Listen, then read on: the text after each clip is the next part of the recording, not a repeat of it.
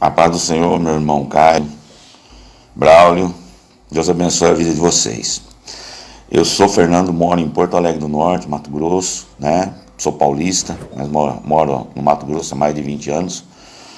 E eu tenho uma dúvida que me esquenta um pouco a cabeça. Já fui presbiteriano, já fui assembleiano, hoje eu me considero um desigrejado, né? Por muitas coisas que acontecem. Você sabe como que funciona o sistema religioso. A minha dúvida é o seguinte, cara, nós estamos hoje com 7 bilhões e 800 milhões de habitantes aproximadamente na face da Terra. A sua grande maioria não fez a opção por Jesus Cristo. E as igrejas, as religiões pregam que você só tem salvação através de Jesus Cristo. E essa é a minha dúvida. O que será desse povo todo então? Não é? Eu acredito que mais de 90% das pessoas que moram sobre a face da Terra não fizeram essa opção e uma boa parte disso nem conhece o que é Jesus Cristo. E eu fico com dúvida a respeito disso. Tá bom? Vê se você me ajuda. Deus te abençoe e a paz do Senhor.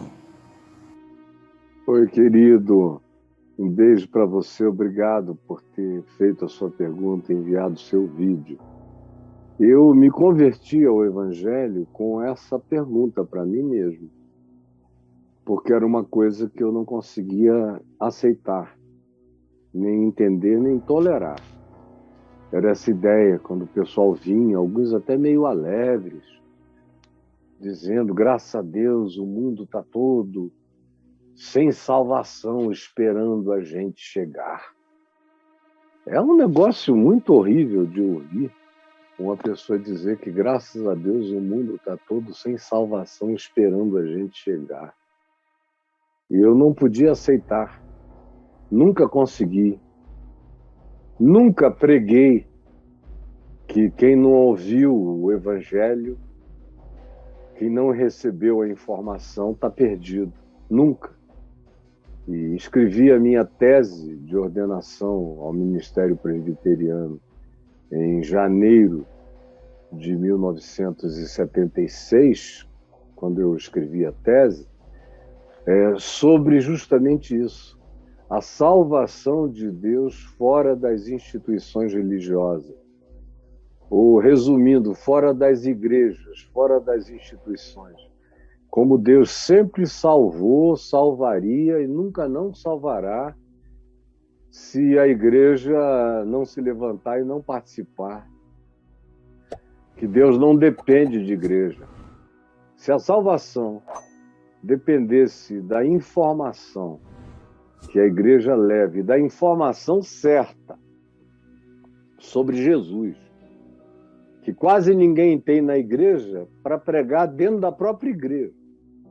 Dentro da própria igreja, como eu acabei de pregar aqui, o que a gente vê é desevangelização e infernização de almas. Muitas vezes, são poucas as comunidades que têm pessoas que, de fato, pregam a graça, o evangelho da graça de Deus, do acolhimento e do amor de Deus, do perdão de Deus, da cruz de Cristo, do poder da ressurreição, da genuína presença do Espírito Santo. São muito poucas. Graças a Deus, ainda tem alguns. Podia não haver mais praticamente ninguém, mas ainda tem alguns. Mas, infelizmente, a grande maioria, no ambiente cristão, no mundo cristão, não ouve nem o Evangelho. Eles ouvem falar nesse nome, Jesus associado ao que há de pior. E eles creem que Jesus ensina o que há de pior, porque eles próprios não leem os evangelhos, não leem o Novo Testamento, não conhecem a mensagem de Jesus nem dos apóstolos. Eles só ouvem isso através do pastor, que é o intérprete falsificador da interpretação genuína do evangelho, e essas pessoas só ouvem o equívoco, creem no engano, e vivem enganadas e ensinando engano, se tornando 2 vezes mais filhos do inferno do que os que ensinaram a eles esse equívoco, como Jesus acabou de dizer aqui em Mateus 23:15, conforme eu falei. E mais do que isso, Se a salvação do mundo dependesse da igreja levar a informação, mesmo que fosse a informação correta, porque em geral ela leva a informação errada, mas mesmo que fosse a correta, vamos supor, Deus só salva se o genuíno evangelho for pregado em toda a terra. E enquanto o genuíno evangelho não chegar, todo mundo que morreu no planeta morreu e foi para o inferno. Você já imaginou a tragédia da gente dizer que é portador da boa nova? Que boa nova! E mais do que isso, se fosse assim, a igreja teria que assumir que ela é uma comunidade de natureza doutrinariamente gnóstica. Porque os gnósticos, que eram os que diziam que a pessoa era salva pelo conhecimento, pela gnosis, pela informação especial, a informação que o mundo não conhecia, mas alguns poucos conheciam, os gnósticos conheciam. Então o indivíduo só evoluía, só se salvava, só emancipava-se no gnosticismo se eles fossem aprendendo os mistérios que não estavam dados a conhecer a ninguém mais na Terra. Se não aprendessem, não evoluiriam e morreriam no pó, no nada, porque para eles não havia inferno, só poderia haver uma transcendência, uma evolução que vinha do conhecimento. Do contrário, estavam perdidos. Portanto, a gente teria que dizer que nós somos adeptos da filosofia do gnosticismo, da salvação que só acontece pela informação privilegiada. E o conjunto disso é diabólico. Imagina só, desde os tempos primevos, então só a família de Adão foi para o céu, só Sete, filho de Adão que veio depois de Abel, e a sua descendência foi para o céu, como os religiosos dizem. Todos os filhos de Caim se perderam. Todos os que não eram filhos de Noé da origem semítica, de Sem, os cananeus e os cananitas, os filhos de Cão, de Canaã, ou de Jefté, em suas mais variadas etnias, se perderam também porque a salvação viajou só pelos semitas. E aí, nos semíticos, viajou, foi afunilando para Abraão e para sua descendência.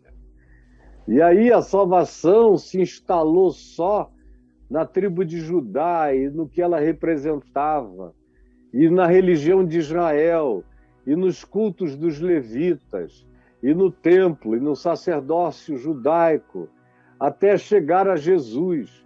Aí de Jesus em diante, a salvação abandonou os judeus, porque supostamente os judeus todos rejeitaram o Messias. Então, os judeus fazem parte de um grupo que era salvo, mas depois de Jesus ficou todo mundo perdido. E a menos que o judeu não se converta e não se transforme num cristão, ele está perdido também, vai para o inferno. E aí, no cristianismo, a salvação pertencia aos cristãos, segundo essa interpretação. Sem cristãos não havia salvação. E sem a informação da catequese cristã no mundo, acompanhada do batismo com água, quem não recebesse a informação em nome do Pai, do Filho e do Espírito Santo e não fosse batizado, estava no inferno. Então todo mundo foi morrendo. E você falou em 10%. Meu filho, você é um otimista. Não tem 1% de pessoas no planeta Terra entre os cristãos, já é muito, que entenderam o Evangelho de Jesus mesmo, já é muito. 1% de 7 bilhões e 800 milhões é uma multidão que não entendeu ainda o Evangelho. Quem dera 1% tivesse entendido. Quem dera 0,5% tivesse entendido. O que você só tem no ocidente da Terra é religião do cristianismo, que usa o nome Jesus, mas não sabe o que é o evangelho, não prega o evangelho, ao contrário. Dominicalmente, nos cultos, são afastados do evangelho, introduzidos cada vez mais na salvação pela lei de Moisés, pela moral, pelo comportamentalismo, pela repetição catequética das coisas que são repetidas, ensinadas. É assim que são salvos, pela frequência, pelo dízimo, pela oferta e por essa quantidade de ritos ante os quais se diz que se o indivíduo se obrigar a praticá-los, então Deus o salva, do contrário, ele está perdido. Meu Deus, saber disso é a pior informação que alguém poderia ter. Melhor seria ter deixado todo mundo sem isso. Porque o que se criou, depois que se universalizou no ocidente da Terra, e é mais ou menos um grupo de 1 bilhão e 200 milhões de pessoas que se confessam do cristianismo, e no meio desses você inclua todas as versões de cristianismo, e de gente que se diz do cristianismo, mas não sabe nada de Jesus, da graça de Deus, do evangelho, de coisa nenhuma. Fazem parte apenas de uma cultura, são do cristianismo porque nasceram no Ocidente. Se tivessem nascido em qualquer outro lugar, seria uma coisa de qualquer outro lugar, ou seriam coisa nenhuma. Mas não é conhecimento, não é experiência de Deus, não é nada disso. Então você me pergunta, não ficou pior ainda, Caio? Não, meu filho, porque eu nunca criei nessa história. Eu sempre criei que Deus é livre. E a minha tese, desde bem jovenzinho no Evangelho, a minha tese era essa, de que Deus era livre para se revelar a quem Ele quis, como Ele se revelou na história humana toda, como Ele diz no Velho Testamento, que Israel não era detentora da salvação, que Ele manifestava a salvação dele entre todos os povos, que nunca tinha ouvido falar do Deus de Israel, nem de Abraão, nem de Isaac, de Jacó, nem de Moisés, nem de ninguém, de Escritura, nem de Torá.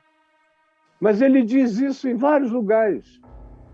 O profeta Amós é veemente quando diz: vocês pensam que vocês são os únicos?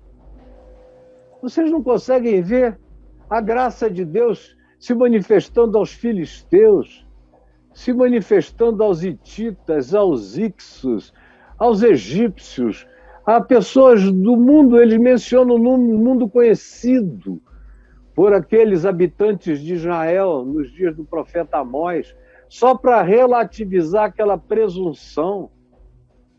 Isaías repete não sei quantas vezes como a luz e a salvação de Deus se esparramariam sobre os povos. Os salmos proclamam isso. O Salmo 19 diz que a voz dele é ouvida em toda a terra. Paulo usa o Salmo 19 em Romanos 10 e usa aquela mesma voz que é produzida pela natureza. E no Salmo 19, Paulo diz que essa mesma voz convence pessoas sobre Deus na terra inteira, que a sua palavra é ouvida até os confins da terra. E Paulo diz que isso dá um testemunho de Deus que pode não ser com palavras, porque ele diz: não há palavras, não há voz, não há linguagem, mas a sua palavra é ouvida, é entendida na terra por milhões de pessoas que nunca ouviram o testemunho explícito ou informativo. Porque Deus é livre. E porque a salvação é de Jesus, não é da igreja. Você tocou no ponto certo, quando você disse, e eles dizem que a salvação é só por Jesus. É sim, é só por Jesus. Só que Jesus não está preso à igreja, Jesus ressuscitou. Jesus sempre foi o Cordeiro de Deus imolado antes da fundação do mundo. Antes da fundação do mundo, antes da criação do universo. Ele já tinha sido imolado, a criação já aconteceu no ambiente da redenção. O que a teologia dos crentes ensina é que Deus criou tudo bonitinho, aí Adão estragou tudo e Deus vem tentando consertar. E a cruz é um band-aid de Deus, é um remendo de Deus para tentar estancar a sangria. E o resto agora depende da igreja, como instituição, ir pelo mundo inteiro fazendo prosélitos. Que coisa miserável se a realidade fosse essa. Eu creio que é um privilégio meu ir por todo mundo pregando o evangelho, mas é o meu privilégio. Não é o encurralamento da terra, é meu privilégio. Eu faço isso como Pedro respondeu a Jesus, que perguntou, tu me amas? E Pedro disse, sim, eu te amo. E Jesus disse, então, cuida dos meus cordeiros, cuida do meu povo, cuida dessa gente que me quer no mundo inteiro. Vai para eles. E Pedro, no início, nem foi, ficou cuidando só de um gueto em Jerusalém. Quem quebrou esse paradigma definitivamente foi Paulo, indo para o mundo inteiro, e foi para o mundo inteiro, vivendo o privilégio desse anúncio, mas sem a arrogância de pensar que aonde ele não tinha chegado, Deus não se manifestava. Ele cria na liberdade de Deus, ele cria no Cristo eterno, que se manifesta a quem quer, aonde quer, em qualquer povo, em qualquer cultura, que fala através dos meios os mais variados, os mais diversos, que dialoga com o coração humano, independentemente de interlocutores cristãos. O Espírito Santo é que é aquele que dá testemunho da justiça, dá testemunho do juízo, dá testemunho da graça, dá testemunho da verdade, dá testemunho do perdão, dá testemunho do acolhimento de Deus, dá testemunho da esperança, para quem conhece crentes e para quem não conhece crentes, para quem nasceu em ambiente cristão e para quem nasceu fora disso, e para quem vai viver até morrer fora dessa cultura. Mas Deus é o Deus de toda a terra, Jesus é o Filho do homem. Jesus não é o primeiro cristão, Jesus não era cristão. Jesus é o Salvador do mundo, é o Senhor de todas as criaturas, é o Cristo do universo, é aquele em quem todos os universos foram criados, é o Cordeiro imolado antes da fundação do mundo, fazendo propiciação pelos nossos pecados, como o apóstolo João diz na primeira epístola dele, no capítulo 2, no verso 1, fazendo propiciação pelos nossos pecados, como nosso advogado, mas advogado não somente nosso, João diz, mas também do mundo inteiro. Como Paulo diz, escrevendo a Tito, que ele, Cristo, é o Salvador de todos os fiéis, mas não somente dos fiéis, mas é o Salvador de todos os homens. Todos os homens. Como João disse que ele é a verdadeira luz, que vindo ao mundo ilumina a todo homem. Ele é a verdadeira luz que vindo ao mundo ilumina todo homem. Então, meu querido, eu vou, e eu tenho ido, desde a minha juventude, pregar para todos os homens, e continuo a fazer isso todos os dias. Farei isso até o último dia da minha vida, é um privilégio fazer isso com amor e ajudar esses cordeirinhos de Deus que andam dispersos pela terra, sem ter um aprisco, sem ter um acolhimento, sem ter pastor, sem terem voz, sem terem amor, sem terem cuidado. Aonde eu puder chegar e levar isso, eu irei, mas não com a arrogância de pensar que se eu não chegar, todo mundo que fechar os olhos para essa existência no espaço-tempo mergulhou no inferno, como o cristianismo ensina, em geral. Estou fora disso, me desidentifico absolutamente com o cristianismo. Eu sou filho do Evangelho da graça de Deus em Cristo Jesus. Eu creio em Romanos 6, Quando Paulo diz que se o pecado do primeiro Adão contaminou a terra toda, ele pergunta: o que não será da graça do segundo Adão? E a resposta é que ela é maior do que o pecado do primeiro Adão. Se o pecado do primeiro Adão causou uma destruição universal, a graça do segundo Adão, que é Cristo Jesus, é maior do que a miséria do primeiro Adão e do seu pecado. A graça é melhor que a vida, é maior do que o meu pecar, a gente canta. E mais do que isso, Paulo diz que onde abundou o pecado, no mesmo ambiente de Romanos, superabundou a graça. O pecado é uma abundância, a graça é uma superabundância. O pecado de Adão foi uma universalização. A graça de Jesus é uma supra-universalização. A graça de Deus em Cristo tem que ser maior do que a perdição em Deus no primeiro Adão. Quem quiser, creia. Agora, isso acontece com quem sabe e com quem não sabe. O que Deus espera de quem não sabe no mundo inteiro é que a pessoa ande na sua humildade, sabendo que não sabe.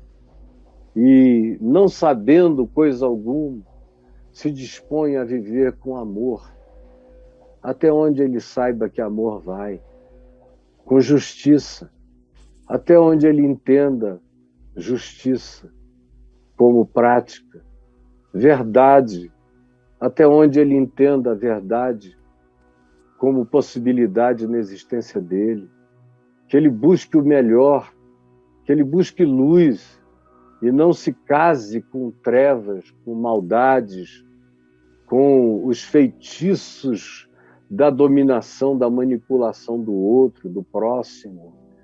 Todo ser humano encontrado na busca de bem e do que é bom, e de incorruptibilidade, e de uma vida melhor para si e para os outros, esse mesmo que não tenha sabido da informação do Evangelho, está praticando mais o Evangelho do que a maioria dos cristãos que se julgam salvos e viajam pela terra distribuindo e fanatizando as pessoas, e como Jesus disse em Mateus 23:15, tornando esses caras, os prosélitos, 2 vezes mais filhos do inferno do que eles próprios, piorando o mundo.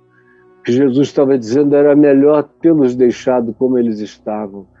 Eles eram melhores do que ficaram, depois que vocês, que são horrorosos, passaram pela vida deles. Então, meu filho, pode deixar que a salvação de Deus está acontecendo. A gente tem o privilégio de ser cooperador de Deus como filhos amados. Mas nós não somos os operadores, como se nós não fizéssemos, Deus não pudesse fazer. Como em casos de corrupção, que o cara que é o dono da grana não quer meter a mão nela e elege um operador para ficar botando e tirando. Sem um operador, o esquema não funciona. Como esquema de máfia, de lavagem de dinheiro, de corrupção. Não. Eu sou, na graça de Deus, cooperador. É assim que eu sou chamado pelos apóstolos. Cooperador de Deus. Eu tenho a bênção de me unir ao Espírito Santo, de me unir à graça de Deus, de me unir a anjos na proclamação do Evangelho no mundo, na terra. Mas eu sou só um cooperador. O operador é o Espírito de Cristo, que não precisa de permissão minha para se revelar a quem ele queira. E mais, o cara pode morrer sem jamais ir para uma igreja, sem jamais conhecer o cristianismo. E eu vou encontrar com ele nos céus, como Jesus disse. Jesus disse e repetiu algumas vezes isso. Ele disse para os hiperreligiosos que muitas meretrizes e pecadores os precediam no reino dos céus. Os caras que eram donos da informação. Ele também disse em alguns contextos diferentes, que naquele dia os presunçosos da salvação, os que criam que tinham o pedigree divino, o DNA de Abraão, portanto eram salvos, essas pessoas iam levar um susto quando ficassem batendo na porta, batendo, com os argumentos que quisessem ter. Nós sabíamos, nós pregávamos, nós profetizávamos, nós isso ou nós aquilo. Ou tu ensinavas nas nossas ruas. Ou qualquer que seja o argumento, em ambientes diferentes dos evangelhos, os contextos são diferentes para Jesus dizer a mesma coisa. Enquanto vós estiverdes de fora batendo e a porta fechada, e vocês ouvirem a voz de dentro dizer: eu nunca vos conheci, eu não sei quem vocês são. O grande perigo que o evangelho levanta é para quem pensa que sabe. E diz: enquanto isso, vocês virem pessoas vindas nos dias dele, Jesus é que está falando isso, vindas do norte. E no norte de Jesus não tinha crente nenhum, nem judeu, nem cristão. Não havia cristãos ainda, no máximo eram discípulos de Jesus que podiam ter ido. No norte do mundo de Jesus não tinha ninguém. Nem no sul. Nem no sul. Não tinha ido tão longe essa mensagem. Nem no leste, no ocidente. O ocidente ainda estava quase todo ele por ser descoberto. O que eles chamavam de ocidente naquele tempo era um pedacinho de coisas. No Oriente, que também era só um pedacinho, o grande Oriente ainda não tinha sido nem descoberto. E Jesus disse: vocês vão ver gente vindo de todos os lugares do mundo, do norte, do sul, do leste e do oeste, vão tomar assento na mesa das bodas da comunhão, enquanto vocês, que são os supostos filhos do rei, filhos da salvação, da arrogância dos saberes, do gnosticismo da informação cristã, vão ficar do lado de fora e batendo. Só não enxerga isso quem não quer abrir o olho, quem quer se perder na arrogância da sua própria presunção. E aí, meu filho, eu tenho milhões de coisas para falar, e se vocês quiserem escrever aí no meu portal A Ordem de Melquisedeque, você vai entender muita coisa. Escrevendo A Ordem de Melquisedeque, você vai saber que Jesus é o sumo sacerdote, não segundo a ordem da religião, não segundo a ordem dos judeus, não segundo a ordem dos levitas, não segundo ordem nenhuma de Abraão, mas segundo uma ordem que não tem nada a ver com o pedigree de Abraão, ante a qual Abraão se ajoelhou e deu o dízimo. Uma ordem universal que não tem pai nem mãe, não tem pedigree, não tem genealogia, não tem princípio de dias, não tem fim de existência. Jesus é dessa ordem transversica, na qual tudo existe e subsiste. Leia aí no meu portal A Ordem de Melquisedeque. E aí você vai entender o significado dessa grande salvação em Jesus. Deu quanto lá quando você pesquisou, Braulio? 44 ocorrências. 44. No portal sobre a Ordem de Melquisedeque. A Ordem de Melquisedeque. A primeira publicação já é legal. Lá. Qual o significado da Ordem de Melquisedeque? Uhum. Já dá para dar uma... Você vai ver as impressões digitais de Deus, teólogo católico e Melquisedeque, vai ver tanta coisa. Nietzsche e Melquisedeque, a liberdade de Deus, outra coisa, se você quiser perguntar, é a liberdade de Deus para salvar. A liberdade de Deus para salvar. E leia, você vai ver como a Escritura está lotada disso, como Jesus fala disso o tempo todo. E as pessoas só não quiseram entender que receber a Cristo não é receber a igreja. Receber a Cristo é receber alguém que frequentemente a igreja não consegue nem compreender o alcance e o escopo, a altura e a profundidade, o comprimento e a largura desse amor. frequentemente a maioria não entendeu. Quantos estão aí ditos sobre a liberdade, brother? Liberdade de Deus para salvar, 212, Caio. Pois é. Então, meu Olha filho, aí. dá uma 11 entrada aí no meu páginas. portal e dá uma lida, tá? São 11 páginas de registro.